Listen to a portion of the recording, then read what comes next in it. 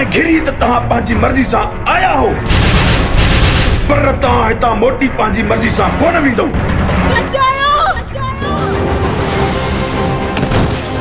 असां ते एतिरो ज़ुल्म कर जेको ज़ुल्म सुभाणे तूं बि सही सघे। ऐबत खान मां सूबेदार आहियां, रेडी हरदम रहंदो आहियां, रेडी।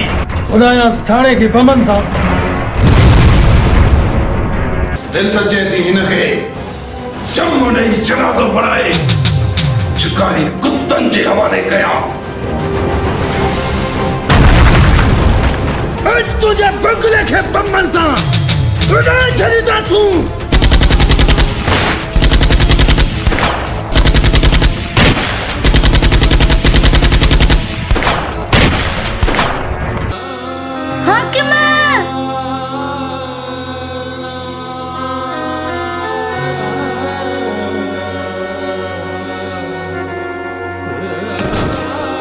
हाँ दी खुदा इंशाल्लाह जल्द पार पटींदो।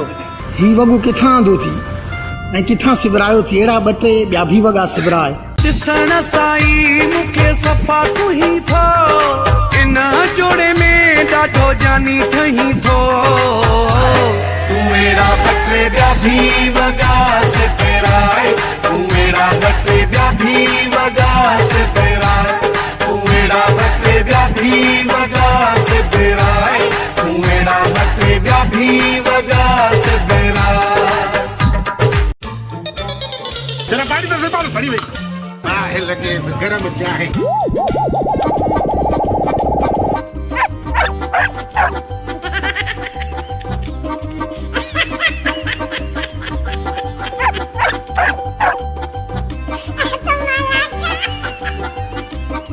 बाबा नकुली सौ दी मावरी केड़ो चाहे असली दी मां कुत्ता खीर लबे वे आबा। छा सॼो ॾींहुं मिलत कमाईंदो, हाणे मच्छी जो फार्म कमाए त करोड़ कमाया त करोड़।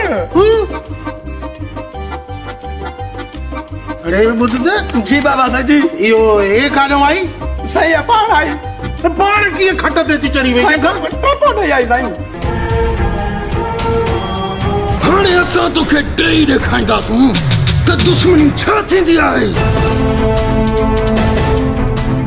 ज़ालमो तां जड़ा सवे गिदड़ गड़जी भी मां जड़े शींह जो शिकार नथा करे सके। वडी गाल है यार, पाण के शींह तो समझे।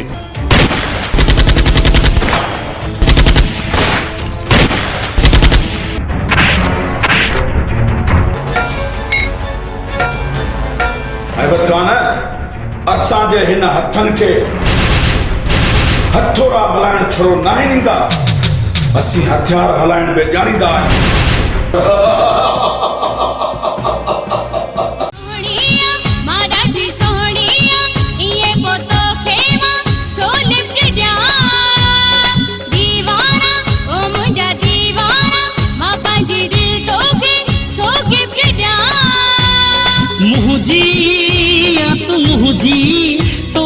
आहे मुझो प्यार प्यार प्यार प्यार।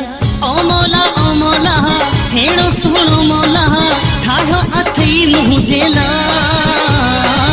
ओ लेला तोखे मुझे मौला आहे ठायो मुझे ला। ख़ालिद हिन डाटे सां मां हेबत खान जो सिर धड़कों धार केंदस। तूं मोन जे दरे मां 5000 साल पुरानो निकतल डांद आई।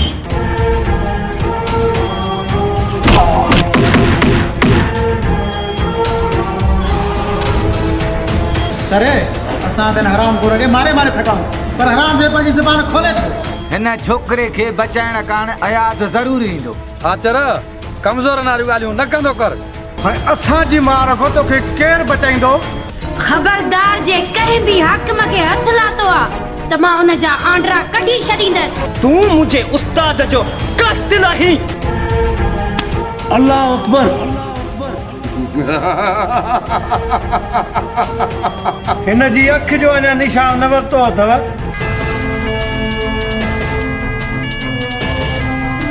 मस्त मस्त मिलिया आहियूं, अॼु सिकत सजण लायूं।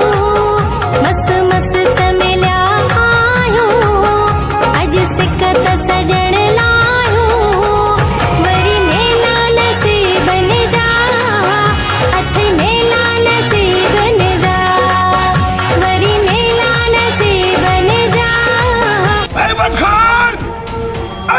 तुझे मथा क़यामत बनती कंदुस अचर जे हकल न घणन जहां छिरी पवंदा अच्छा इती जेको हरदम रहे रेडी वो आया इंस्पेक्टर एडी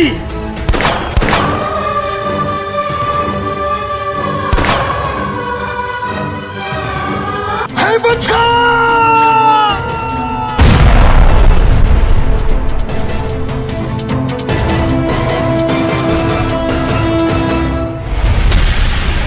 आगा कामरान वीडियो स्टूडियो शिकारपुर